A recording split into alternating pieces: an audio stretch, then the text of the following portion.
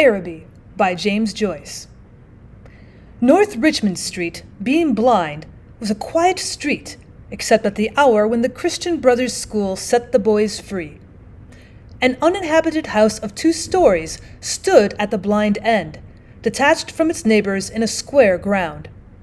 The other houses of the street, conscious of decent lives within them, gazed at one another with brown, imperturbable faces.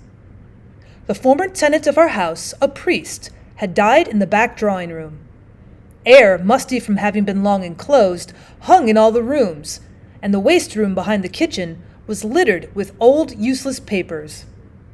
Among these I found a few paper-covered books, the pages of which were curled and damp. The Abbot by Walter Scott, The Devout Communicant, and the Memoirs of Vidocq. I liked the last best because its leaves were yellow. The wild garden behind the house contained a central apple tree and a few straggling bushes, under one of which I found the late tenant's rusty bicycle pump. He had been a very charitable priest. In his will he had left all his money to institutions and the furniture of his house to his sister. When the short days of winter came, dusk fell before we had well eaten our dinners. When we met in the street, the houses had grown somber.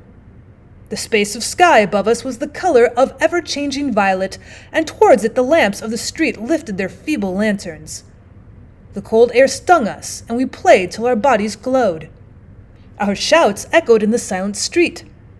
The career of our play brought us through the dark, muddy lanes behind the houses, where we ran the gauntlet of the rough tribes from the cottages to the back doors of the dark, dripping gardens, where odors arose from the ash pits, to the dark, odorous stables, where a coachman smoothed and combed the horse, or shook music from a buckled harness. When we returned to the streets, light from the kitchen windows had filled the areas. If my uncle was seen turning the corner, we hid in the shadow until we had seen him safely housed.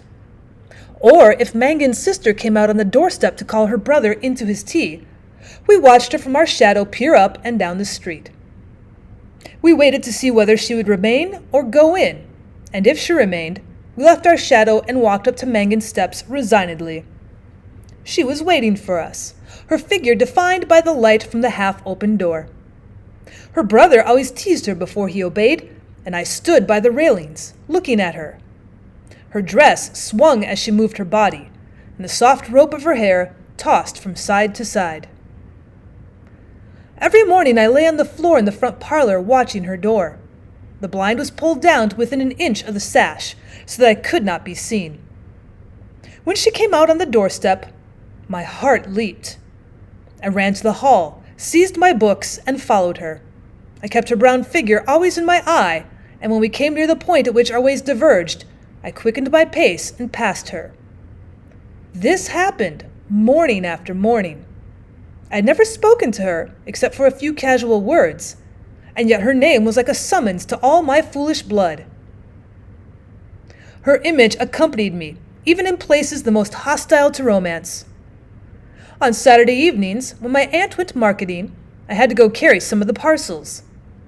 We walked through the flaring streets, jostled by drunken men and bargaining women, amid the curses of laborers, the shrill litanies of shop boys who stood on guard by the barrels of pig cheeks, the nasal chanting of street singers who sang a come all you about O'Donovan Rossa, or a ballad about the troubles in our native land. These noises converged in a single sensation of life for me. I imagined that I bore my chalice safely through a throng of foes. Her name sprang to my lips at moments in strange prayers and praises, which I myself did not understand. My eyes were often full of the tears, I could not tell why, and at times a flood from my heart seemed to pour itself out into my bosom. I thought little of the future. I did not know whether I would ever speak to her or not, or if I spoke to her, how I could tell her of my confused adoration. But my body was like a harp, and her words and gestures were like fingers running upon the wires. One evening, I went into the back drawing-room in which the priest had died. It was a dark, rainy evening, and there was no sound in the house. Through one of the broken panes, I heard the rain impinge upon the earth, the fine incessant needles of water playing in the sodden beds. Some distant lamp or lighted window gleamed before me. I was thankful that I could see so little. All my senses seemed to desire to veil themselves, and feeling I was about to slip from them, I pressed the palms of my hands together until they trembled, murmuring, "Oh, love," many times. At last, she spoke to me. When she addressed the first words to me, I was so confused that I did not know what to answer. She asked me if I was going to Araby. I forgot whether I answered yes or no. It would be a splendid bazaar.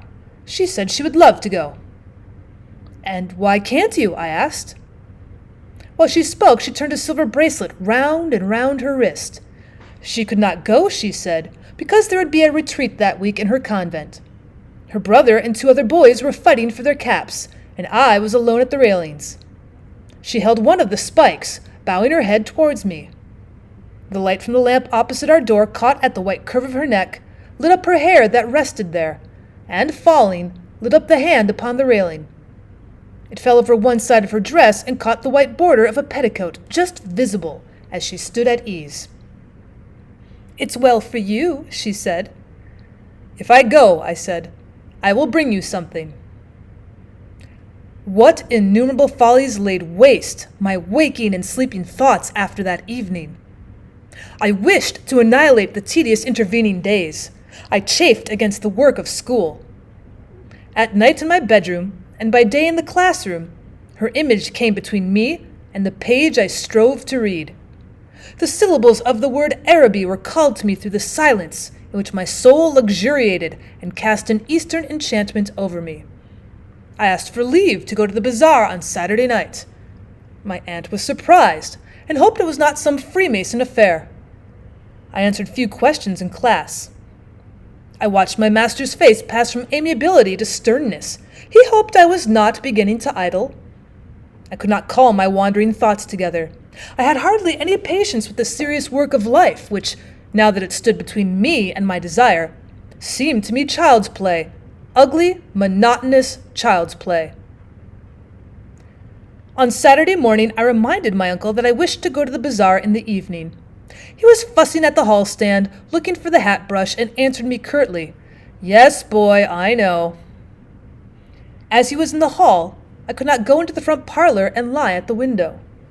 I left the house in bad humor and walked slowly towards the school. The air was pitilessly raw, and already my heart misgave me. When I came home to dinner, my uncle had not yet been home. Still, it was early. I sat staring at the clock for some time, and when its ticking began to irritate me, I left the room. I mounted the staircase and gained the upper part of the house. The high, cold, empty, gloomy rooms liberated me, and I went from room to room singing. From the front window I saw my companions playing below in the street. Their cries reached me, weakened and indistinct, and leaning my forehead against the cool glass, I looked over at the dark house where she lived. I may have stood there for an hour, seeing nothing but the brown-clad figure cast by my imagination, touched discreetly by the lamplight at the curved neck, at the hand upon the railings, and at the border below the dress. When I came downstairs again, I found Mrs. Mercer sitting at the fire. She was an old, garrulous woman, a pawnbroker's widow, who collected used stamps for some pious purpose. I had to endure the gossip of the tea-table. The meal was prolonged beyond an hour, and still my uncle did not come. Mrs. Mercer stood up to go. She was sorry she couldn't wait any longer, but it was after 8 o'clock, and she did not like to be out late, as the night air was bad for her. When she had gone, I began to walk up and down the room, clenching my fists. My aunt said, "I'm afraid you may put off your bazaar for this night of our Lord." At 9 o'clock, I heard my uncle's latchkey in the hall door. I heard him talking to himself and heard the hall stand rocking when it had received the weight of his overcoat. I could interpret these signs. When he was midway through his dinner, I asked him to give me the money to go to the bazaar. He had forgotten. "Well, the people are in bed and after their first sleep now," he said. I did not smile. My aunt said to him energetically, "Well, can't you give him the money and let him go? You've kept him late enough as it is." My uncle said he was very sorry he'd forgotten. He said he believed in the old saying, "All work and no play makes Jack a dull boy." He asked me where I was going, and when I told him a second time, he asked me, did I know the Arab's farewell to his steed? When I left the kitchen, he was about to recite the opening lines of the piece to my aunt. I held a florin tightly in my hand as I strode down Buckingham Street towards the station. The sight of the streets, thronged with buyers and glaring with gas, recalled to me the purpose of my journey. I took my seat in a third-class carriage of a deserted train. After an intolerable delay, the train moved out of the station slowly. It crept onward among ruinous houses and over the twinkling river. At Westland Row Station, a crowd of people pressed to the carriage doors, but the porters moved them back, saying that it was a special train for the bazaar. I remained alone in the bare carriage. In a few minutes, the train drew up beside an improvised wooden platform.